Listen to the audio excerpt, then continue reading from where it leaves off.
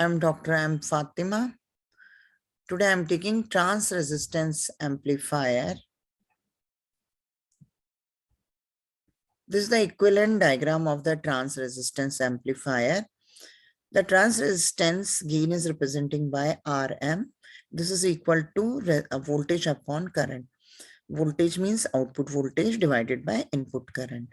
This is denoted by V out is representing output voltage, I in is representing input current. So for consideration of input current, the input source Is is drawn here. In this resistance, Rs is drawn in parallel since this is the current source. That's why Rs is drawn in parallel to this Is. And input resistance is also drawn here.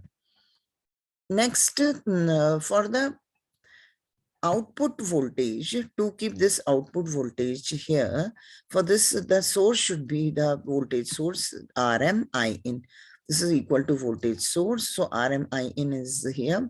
Since this is the voltage source, so output resistance is connected in series, then load resistance is also connected. The output voltage is taken across this load resistance and input current is taken flowing through the input resistance. To keep this input resistance higher and the output voltage maximum, keep the value of input resistance and output resistance in such a manner that this maximum current must be flowing and here also maximum voltage should be available.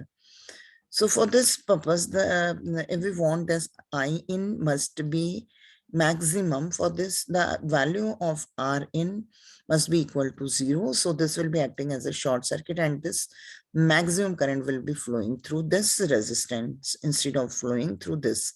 So whole of the current will be flowing through this part. Next, to keep output voltage maximum equal to this voltage, for this purpose, it is required that this output resistance must be equal to 0.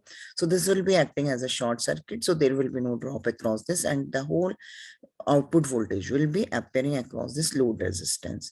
So the input resistance for the trans resistance amplifier is 0 and output resistance is also 0. Hence, the output voltage will be proportional to the input current.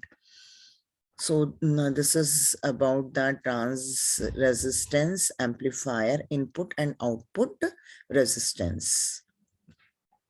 This completes this lecture. Thank you.